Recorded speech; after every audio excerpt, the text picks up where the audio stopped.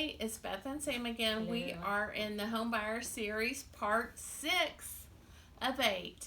So we're going to talk to you today about performing due diligence. So we're in a contract, and maybe we've now have our option period, right? Our 7 to 10 days to review the property. What are we looking for? Well, you need to get an inspection. Even on a brand new home, I still suggested get the inspection. A licensed inspector that comes to the property and does a thorough evaluation. In fact, honestly, it's so thorough it's often scary. But he cites every little thing that you should draw your attention to, and with that list, you then decide if maybe you need to bring in a foundation expert or an electrician or a plumber to go even deeper into what might be a potential issue. If it is, then you take what we do an amendment of repairs that goes back to the seller to say, hey, the inspection report showed blah blah blah blah blah blah.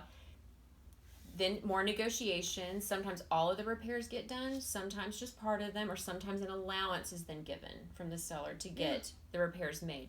Very important step.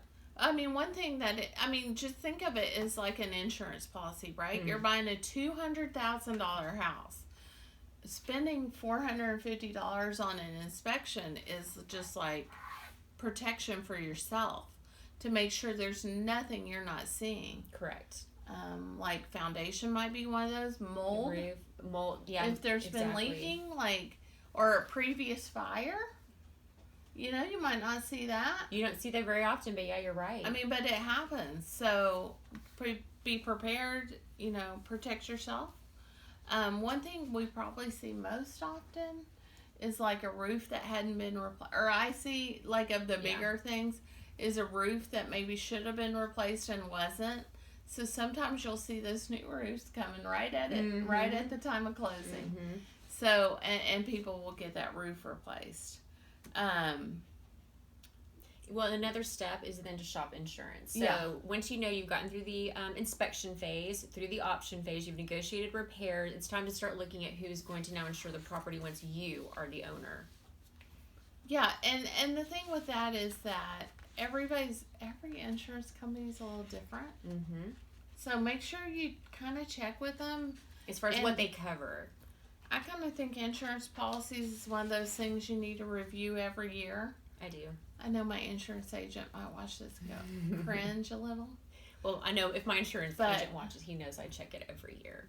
But, I mean, you have to, because otherwise you don't want those fees to get away from you. And you went to refinancing and somebody thought your policy should be, I don't know, $2,000. Turns out it's $3,400. What the heck? You know what I mean? No, that's a huge difference. Been there. Look at that. The one thing about inspection is important to note is that it's like a 300, 400 point inspection that the inspectors go through. So while it may seem scary, if you go into it knowing it's a 300 to 400 point inspection, Very detailed. Only pointing things out, right? And there may be some things you want to address and look at, but don't be scared. It's only to help you, and some of the stuff maybe just like once you move in, it'll help you. It helps you have a running list of some things that you're going to have to possibly address in a few years, or maybe even some ways to prevent. And maybe maintenance every year, that kind of thing. There you go, guys. That is due diligence. So do it. Bye.